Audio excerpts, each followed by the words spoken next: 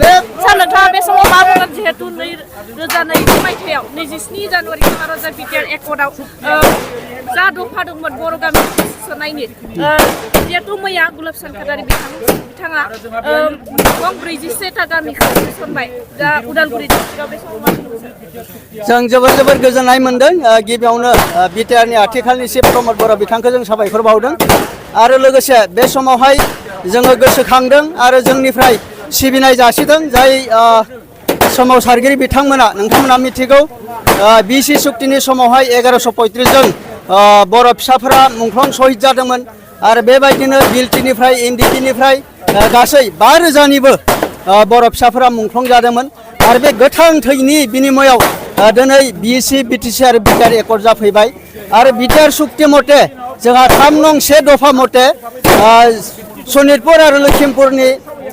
सिमिलगुरिसिम जोंहा BTR area एक्सटेनसननि जि दफा लिरनाय दङमोन आरो बेखौ आसामनि गभर्नर महामान्य बिथां गुलाबचन्द काटारिया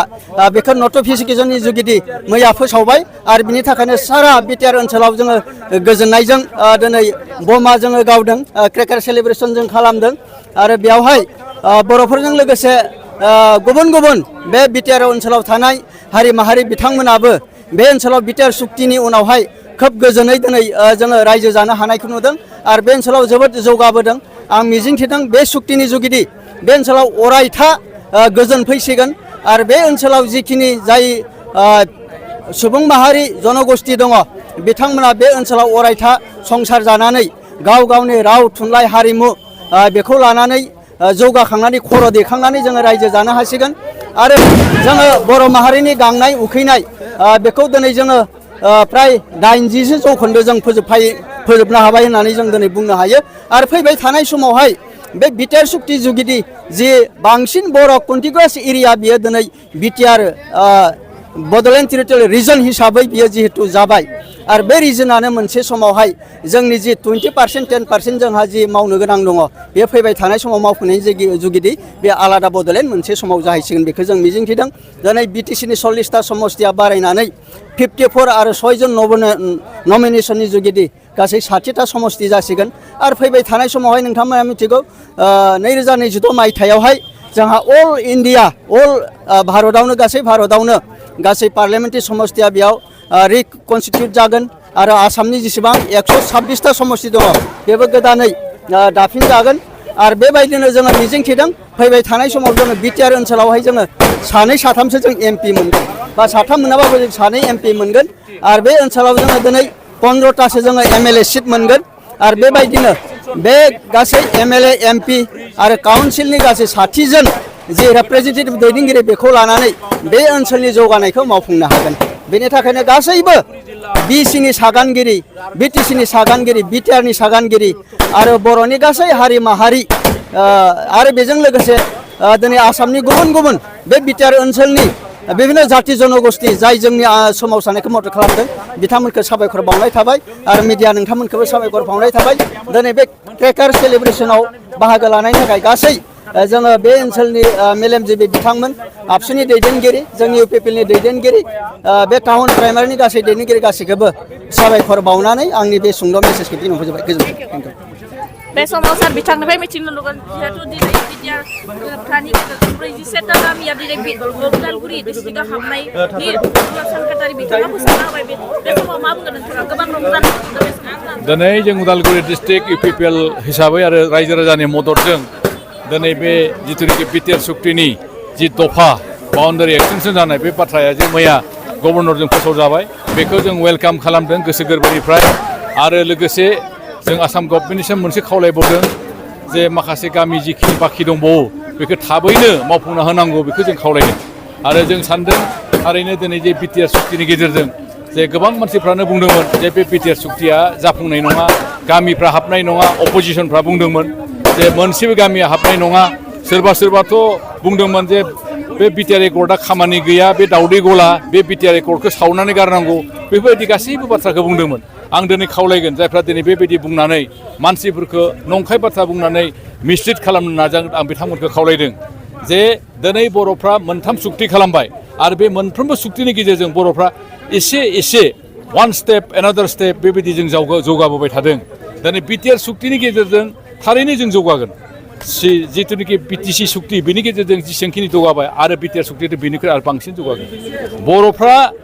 जोंनि बाउन्डारिखौ जोङो संकसनिफ्राय सदियासिम गोदोनिफ्राय बिबोदों आरो बे मोनथाम सुक्तियावबो जोङो दिनै गहपुरखौ जोङो खोख्लैनो हायाखैमोन आरो बेखौ जोङो इनक्लुसन खालामनो हायाखैमोन दिनै आबसुनि मुभमेन्टनि समाव आरो बिनि सिगांनि मुभमेन्टफ्राव जेब्लाखि आसाम आसुनि मोनसे आसु एकर्डनि गेजेरजों जि आसुफ्रा जे मोनसे आन्दलन खालामदोंमोन आसुनि आन्दलन समावबो गहपुरनि ओनसोलनि मानसिफ्रा गोबां मानसिफ्रा बेयाव बुथारजानो गोनां जादोंमोन आरो बेयावनो बांसिन बर' आन्दलननि गेजेरजों बे गहपुर ओनसोलाव गोबां मानसि थैनो गोनां जादों दिनै बिथांमोननि आत्माया दिनै आं सान्दों थारैनो गोजोनगोन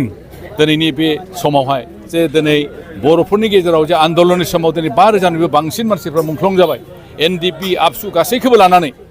जों सानो बे गासैबो बर'फोरनि बर' माहारिनि सिमाङा जुदि जाफुंसारोब्ला बिथांमोननि आत्मायाबो गोजोनगोन आरो जों सान्दों दिनैनि बे मैयानि जिथुनिखि बाउन्डारि डिक्लारेसन होबाय बे बाउन्डारि डिक्लारेसननि गेजेरजों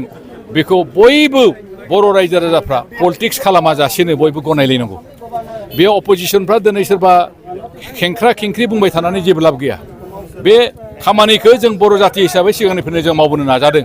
नाथाय दिनै प्रमद बर'नि दैदेननायाव बिथांनि नेरा नेफोरा नाजाबथाबनायाव इउपिपिएल हान्जानि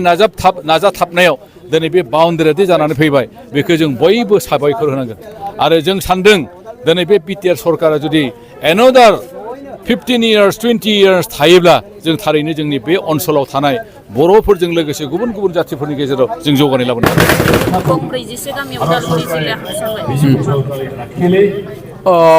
थांनाय 2020 मायथाइनि 27 जानुवारियाव जि मोनसे बिटिआर सुक्ति जादोंमोन आरो बे सुक्तिनि जि बे दफा बायदियै जि बिटिआरनि सिमा बारायनाय आरो बे हिसाबै दिनै आसाम सरकारा जिहेतु जोंनि बिटिआरनि सिमानाखौ सनितपुर आरो बिश्वनाथ जिल्लानिफ्राय गासै 41 गामिखौ गोदानै थिसननानै जिहेतु दफानि माबाखौ मावफुंबाय आरो बेनि थाखायनो दिनै जों आसाम सरकारनि chief minister doctor Himanta Biswa Sharma बिटिआरनि चिफ मानगोनां प्रमद बर' बिथांमोनखौ जों धन्यबाद होदों खारन बे बिटिआर सुक्तिनि जि मोनसे दफाखौ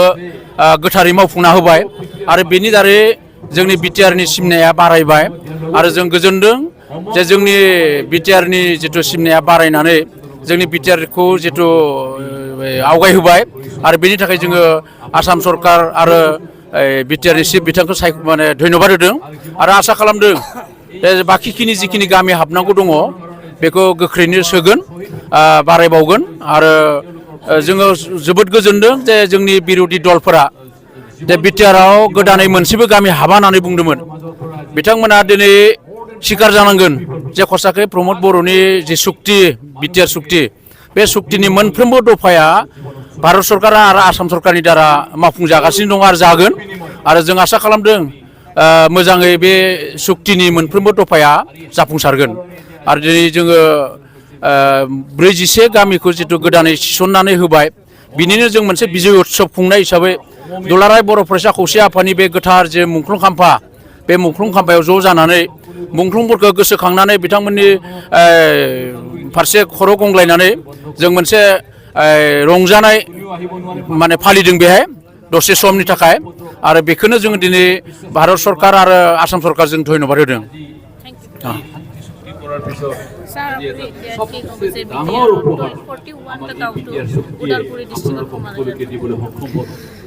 বড়ো ভাইসকলৰ ত্যাগ আৰু আন্দোলনৰ বিনিময়ত 2020 চনৰ 27 জানুৱাৰীত হোৱা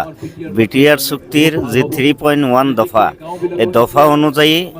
বিটিআৰৰ সীমা সম্প্ৰসাৰণৰ যি কথা আছিলে ইতিমধ্যে বিটিআৰৰ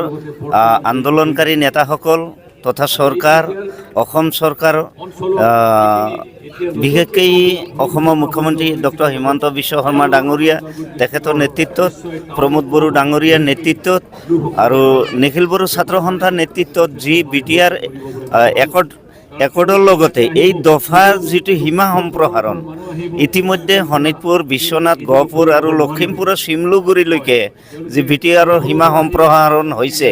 BTC অঞ্চলৰ এজন সচেতন ব্যক্তি হিচাপে, নাগৰিক হিচাপে আন্তৰিক ধন্যবাদ ও শ্ৰদ্ধা জ্ঞাপন কৰিছোঁ। যিসকল বড়ো ভাইসকলে এই ত্যাগ আৰু আন্দোলন কৰিছিলে তেখেতসকলক মই প্ৰথম ধন্যবাদ দিছোঁ। BTRৰ চৰকাৰক মই ধন্যবাদ জনাইছোঁ অন্তৰাত্মাৰ পৰা। লগতে অসম চৰকাৰৰ গভৰ্ণৰ তথা অসমৰ মুখ্যমন্ত্ৰী ডক্টৰ হিমন্ত বিশ্ব শৰ্মা ডাঙৰীয়াক অন্তৰাত্মাৰ পৰা তেখেতক ধন্যবাদ জনাইছোঁ। এই যি BTR চুক্তি, এই BTR চুক্তিৰ জৰিয়তে BTC অঞ্চলত যি শান্তিৰ এটা পৰিৱেশ বিৰাজ কৰিছে তাৰ উদাহৰণস্বৰূপে যে এটা সময় আছিলে 2020 চনৰ আগত যে এই ওদালগুৰি নিচিনা জাগাত, অকল ওদালগুৰি বুলি নহয়, BTC অঞ্চলৰ প্ৰত্যেকটো জাগাত আমাৰ নিচিনা ব্যক্তিয়ে এনেকৈ বহিব পৰা নাছিলে। গতিকে আজিৰ তাৰিখত BTR একৰ্ডৰ পিছত 2023 চনত এই জাগাত বহি ইমান ৰাতি দুআষাৰ কথা যে ক'ব পাৰিছোঁ আপোনালোকৰ সন্মুখত, বিশেষকৈ এইটো ক্ৰেডিট বড়ো ভাইসকলক দিব লাগিব আৰু প্ৰমোদ বড়ো ডাঙৰীয়াক দিব লাগিব, নিখিল বড়ো ছাত্ৰ সন্থাক দিব লাগিব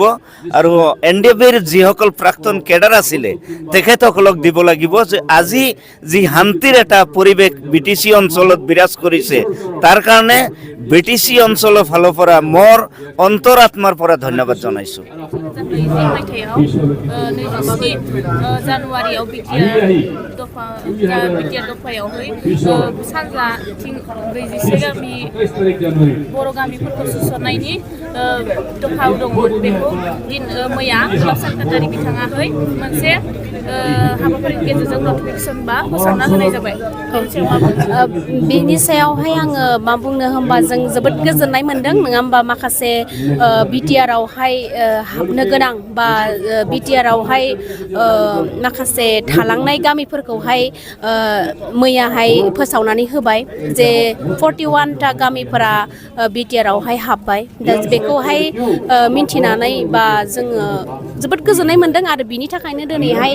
बेबायदि रंजानाय मोनसे फोरबो हाबाफारि लादों। दा आं मा बुंनो, दा जों जोबोद गोजोननाय मोनदों आरो जों माखासे जोंनि गामिफोरा आरो बेबायदिनो इयुनावबो आरो माखासे थाबावनाय गामिफोरखौहाय जाहाथे थाबैनो BTRआवहाय फैगोन बा जोंनि BTRआवहाय माखासे गामिफोरा हाबगोन बेखौहाय जोङो आसा खालामो। जिहेतु जुवाकालि गुलाब सेक्रेटारिया BTRত 41 বিশ্বনাথ চাৰিআলি আৰু গহপুৰৰ বৰ' গাঁওবিলাক ইয়াৰ বিষয়ে ক'বলৈ, আমিতো BTRৰ বাসিন্দা হয় আৰু এইখিনি মানুহ আকৌ গাঁও বাঢ়িছে, সমষ্টি বাঢ়িব, আমি ভালেই পাইছোঁ, নথৈ আনন্দিত হৈছোঁ। এইটো মানে একচেপ্ট কৰিছে যে তেওঁলোকে এইটো আমাক স্বীকৃতি দিলে, তাৰ বাবে আমি নথৈ আনন্দিত হৈছোঁ।